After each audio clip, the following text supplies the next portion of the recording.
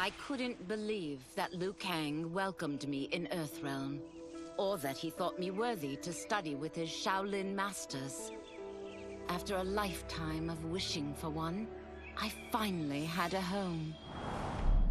But my joy was tempered as I thought about Serena. My shadow sister was still under Quan Chi's yoke, and she deserved a life free of him as much, if not more, than I. Quan Chi and my other sisters proved tenacious, but they were no match for my blade. I snatched Serena from them. Then Liu Kang helped me break Quan Chi's spell. Her mind free of his influence for the first time in years, Serena chose to join me in Earthrealm. My sister and I once again fight side by side. Only now we do so for Earthrealm. Together, we have formed the Order of Light.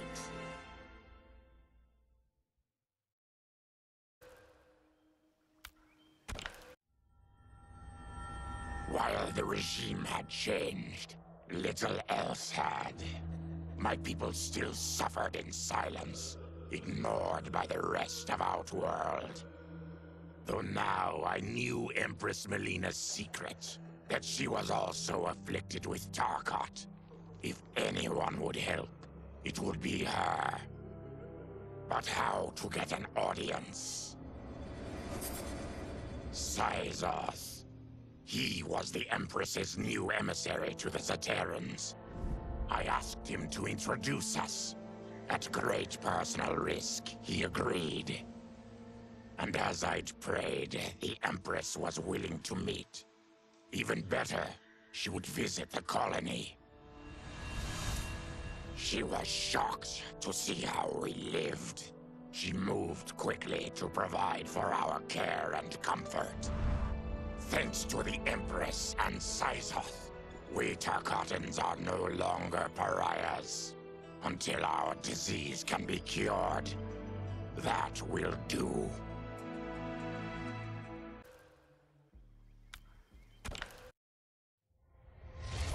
Though the barriers between timelines had been rebuilt, there was no question that they could again be broken. Protecting this timeline would require eternal vigilance, so that it could not fall victim to further outside aggression. But nothing in my countless lifetimes had prepared me for this task. In none of them had multiple timelines ever coexisted. Monitoring them for threats was an entirely novel problem. It would require a novel solution. I discovered that though the timelines no longer touched, their meeting had left them intertwined. I can now secretly surveil all timelines, keeping watch for potential danger. It pleases me to do this service for the new era. Lord Liu Kang may rest assured that it is secure.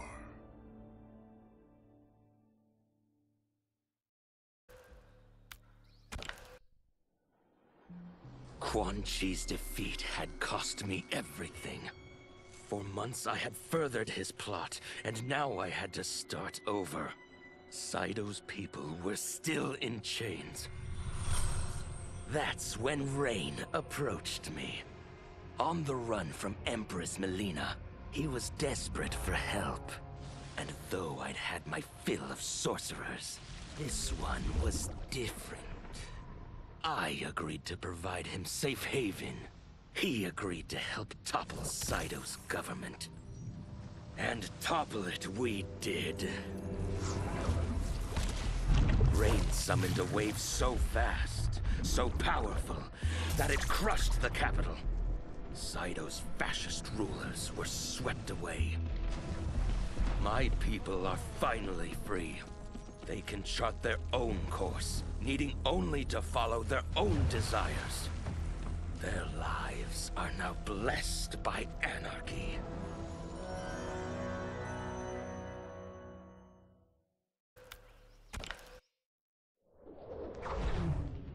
Since this whole thing kicked off, I'd wondered why Liu Kang chose me to be a champion. I mean, sure, I was killing it as a martial arts star, but it's one thing when it's all for show. It's different when you're playing for keeps. Then Liu Kang let me in on his master plan. He wanted the masses to know about the world beyond them, the one filled with gods and monsters, and he wanted me to tell them about it. But I knew revealing the truth all at once would be too shocking of a plot twist for most. That's why I pitched doing a bunch of stories, to slowly get people used to it. And if there's one thing I can do, besides kick ass in combat, it's build a cinematic universe. I'm serving up movies, streaming series, games, you name it. I like that I'm doing a public service. And it doesn't hurt that I'm making more than a few bucks. It's the kind of synergy that would make any studio mogul proud.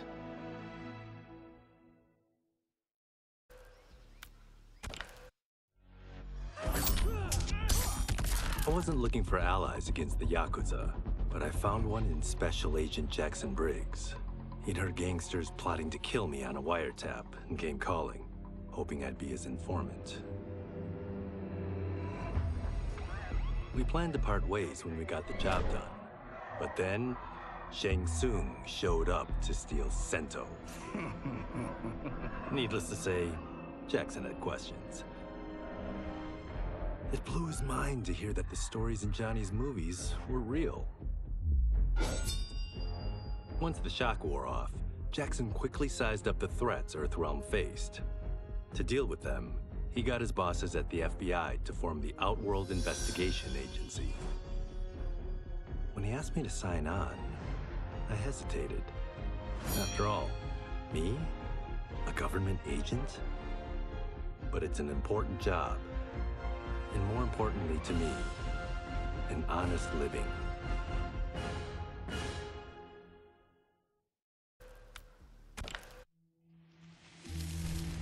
General Shao's revolt left Outworld's armies in tatters. We were vulnerable to enemies both foreign and domestic. That's why my sister asked me to take command, to stitch her military back together and purge Shao's loyalists within it. She trusted only me with the task. The soldiers, however, had little faith. They thought me a spoiled dilettante, unprepared and unfit to serve. That I could fight mattered little. All that mattered was that I wasn't one of them. I finally earned their loyalty by orchestrating an epic victory over Shao and his rebels. Though the general himself escaped, his forces were smashed. For as long as I am able, I will lead the Empress's armies in defense of Outworld. Through strength, we will achieve peace.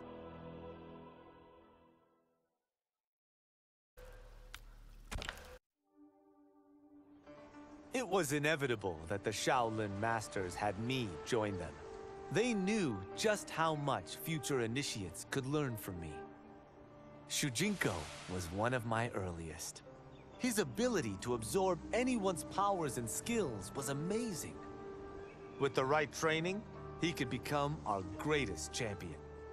I knew that I alone could give it to him.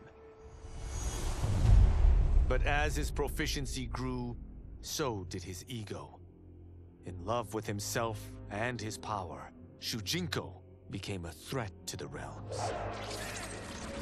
He hadn't learned humility, because I wasn't the one who could teach it.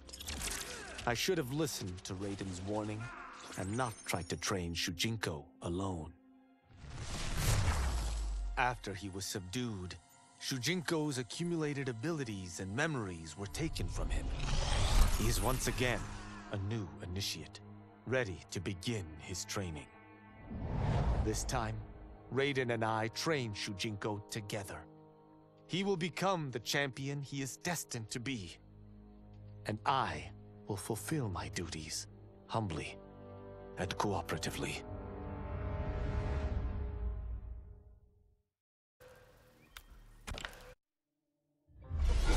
As her reign began, Empress Melina faced many challenges. To meet them, she turned to the people she trusted. Her sister to lead her army, and me to lead her Imperial police. Though I missed Empress Sindel dearly, I was glad my ties with her family had been mended. But while it was an honor to be made responsible for Outworld's internal security, I soon realized accepting the appointment was a mistake. I'm not cut out to be a bureaucrat, nor am I patient enough to navigate the Imperial Court's politics. I was at my best patrolling Sundo's streets, when I could feel the city's pulse and serve and protect its citizens directly. That's why I resigned my post and resumed my role as Sundo's first constable. I end each day knowing I've made a difference.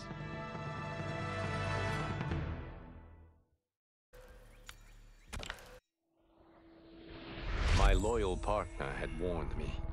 Reclaiming my power as Keeper of Time might have unforeseen consequences. In this, as in most things, he proved prescient. The process I had undergone did irreparable harm to my body. Taking back my power had cost me my immortality. While my lifespan would still stretch across eons, I would one day perish. And if the war with Titan Shang Tsung taught me anything, it is that this timeline is not safe without a protector. Yet I had never given thought to choosing a successor. Who is it that could replace me and protect my new era? The answer, of course, is Geras. Tireless and meticulous, he is perfectly suited to be entrusted with this grave duty. And no one knows better the temptations of the hourglass. I have no doubt he will be above them.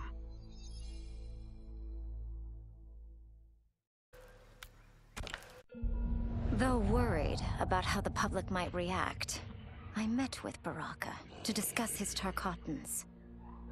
Speaking from his heart, he moved me. I agreed to visit his colony and see how his people lived.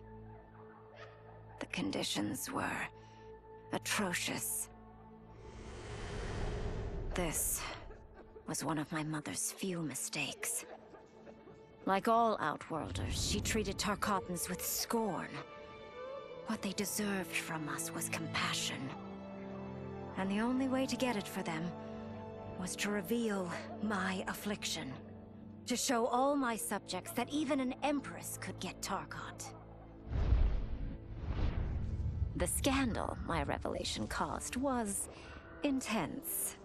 But with the help of Kitana and Tanya, I emerged from it a stronger empress than ever. My honesty, empathy, and resolve won over my remaining doubters. There is no longer any question that I am fit to lead the Empire.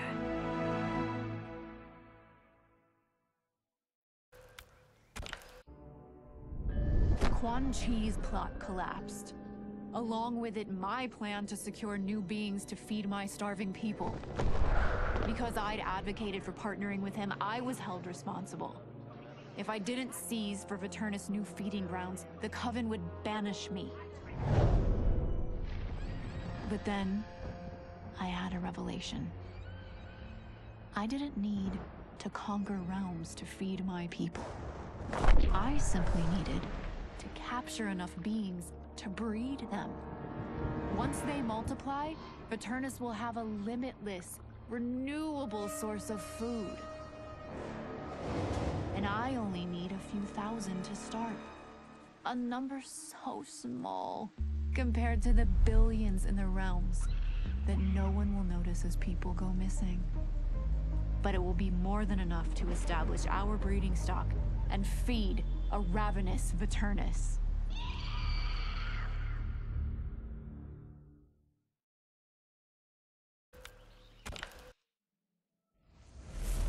it not for my godly counterpart, I would not have survived the battle against Titan Shang Tsung.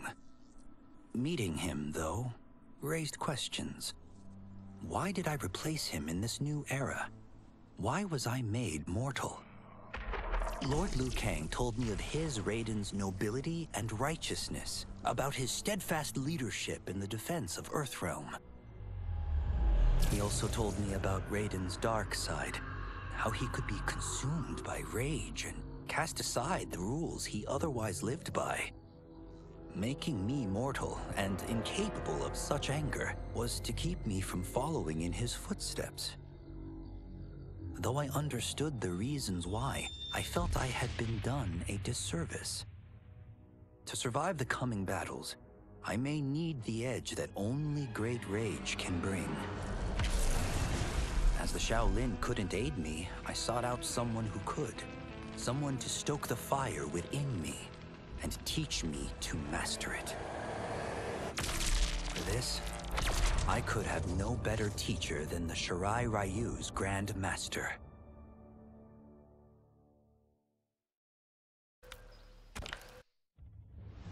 To elude capture by Empress Melina, I joined Havoc's crusade in Saido. There, I summoned more magic than I thought possible, and drowned out the old regime. Havoc's longed-for anarchy had been achieved. He was more than satisfied.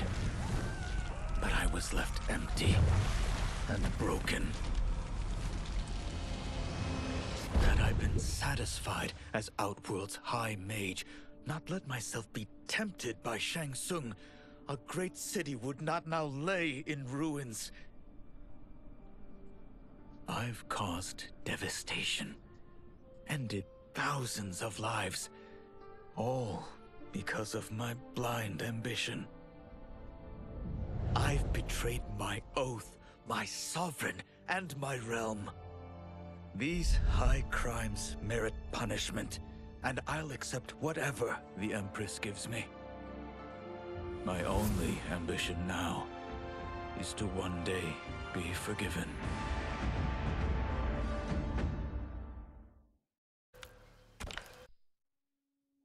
With General Shao freed from prison, we began raising a new army against the royal family.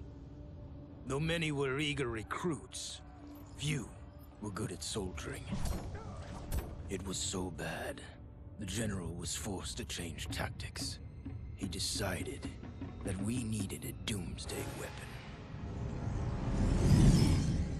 That weapon isn't a thing, though. It is a monster. Onaga, the Dragon King. The general told me the old legends were true. That his ancient ancestor defeated Onaga, trapping him deep inside Mount Sagan. The Dragon King is still there today. His pent-up fury waiting to be unleashed. Because Onaga is so dangerous, the general wouldn't risk trying to tame him before. But now, he feels we have no choice. Though I likely won't survive, I accept this mission gladly. I can think of no greater honor than to give my life in the general's service.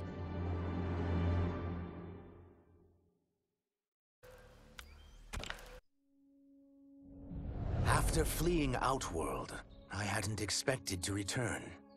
But then, I also hadn't expected the new Empress to make me an offer I couldn't refuse. To thank me for helping stop General Shao's rebellion, she asked me to be her emissary to the Zaterrans. Going home, bearing the seal of the royal house, I would show, once and for all, that my mutation wasn't to be feared.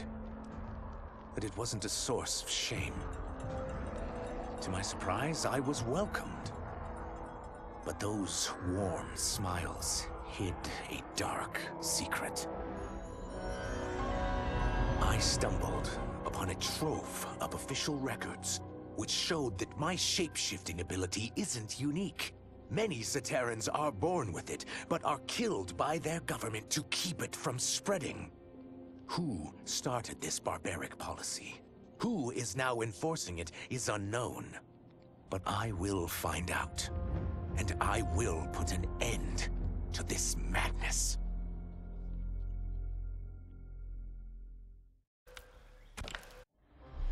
No sooner had Titan Shang Tsung been defeated than Bi-Han and his loyalists hunted us down. Outnumbered, we fled to Japan. There, we sought refuge from an old family friend.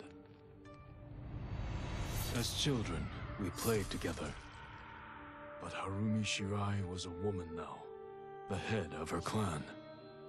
Her strength, beauty, and intellect awed me. Also incensed by Bi-Han's betrayal, Harumi agreed to help me forge a new clan, one that would stand against him and defend Earthrealm.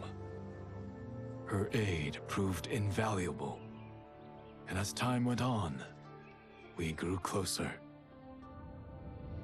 To honor Harumi and pay respects to my new bride, I named the clan after her, calling it the Shirai Ryu. Now the battle against my brother begins in earnest. The Shirai Ryu won't rest until Bi-Han is defeated and the Lin Kuei's honor restored.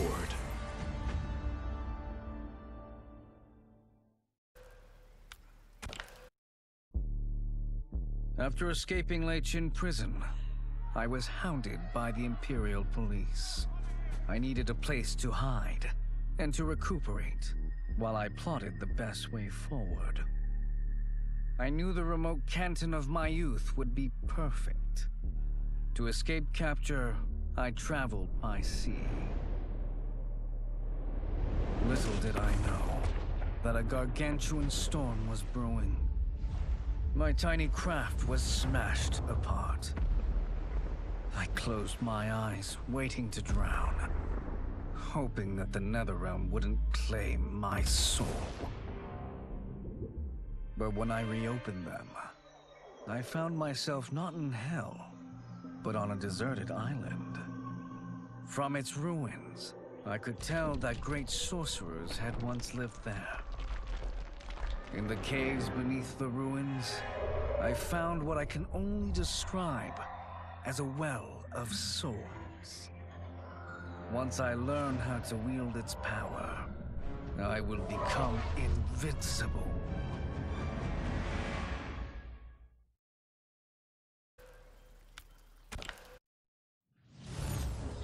The battle had been lost, but the war isn't over. I won't stop fighting until I take Outworld's throne. That they thought Lei Chin prison would hold me is laughable. Once free, I began planning my next campaign. I would need an unstoppable army to overthrow Melina. Unfortunately, most of my former soldiers lacked the courage to rally to my standard. Rebuilding my army would require finding new recruits. And that task is proving easier than expected. Outworld's golden age has left more than a few behind. Without hope, without power, they eagerly heed my call to tear down Melina's government.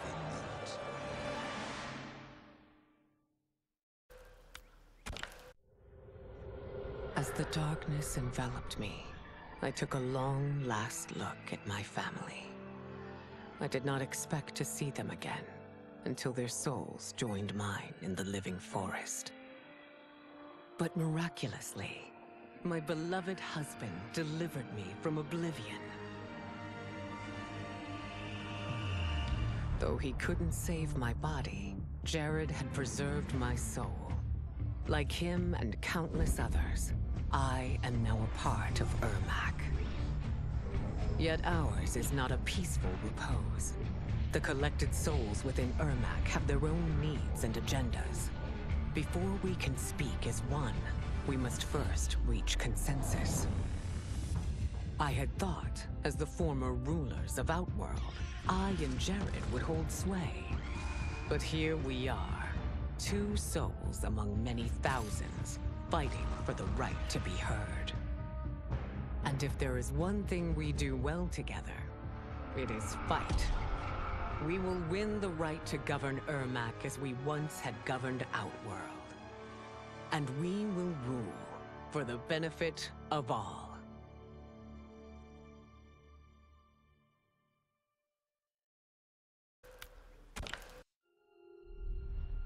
Kuai Liang and I were working hard to build our new clan. But even with the help of his close friend Harumi, it was difficult. The biggest problem was finding the right initiates. Then, one night, while walking outside Harumi's compound, I was attacked. I thought at first it was a Lin Kuei assassin, but his strikes were too uncertain, too angry. My attacker, it turns out, was a boy. Homeless and hungry, his assault was born of desperation. He needed money so that he could eat. It was like looking at myself 15 years ago. I would have ended up just like him if the Lin Kuei hadn't taken me in. So I took the boy to Kuai Liang, who also appreciated his fire. We made him our first initiate. The boy's name? Hanzo Hasashi.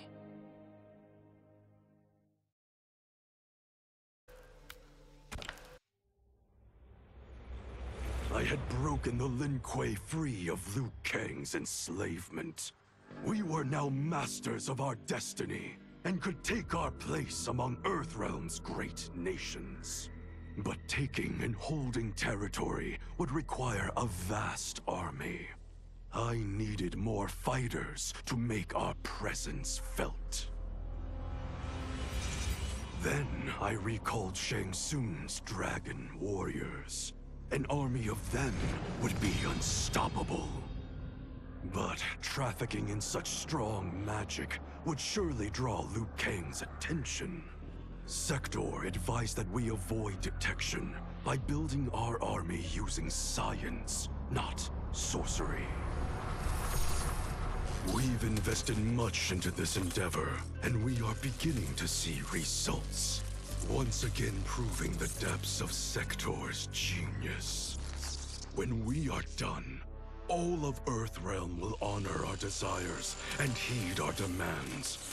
If not, they will face the Lin Kuei's wrath.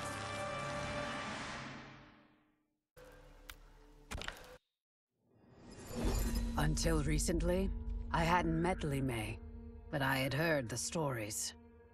How the Umgadi's matron superior blamed her for not preventing Emperor Jared's murder. How she quit in disgrace rather than accept punishment. But those stories didn't fit the woman I now knew. Li Mei would never have been so negligent. Eventually, I uncovered the truth. The failures and mistakes which led to the Emperor's murder, they resulted from poor decisions made by the matron superior themselves. They made Li Mei their scapegoat. When the Empress found out, she wanted the Umgadi disbanded. But I convinced her that it could be reformed. To make sure it did, she put me in charge. I am humbled by this sacred responsibility. The Umgadi, my sisters, they are my life. I will not let them be brought down by the acts of a selfish few.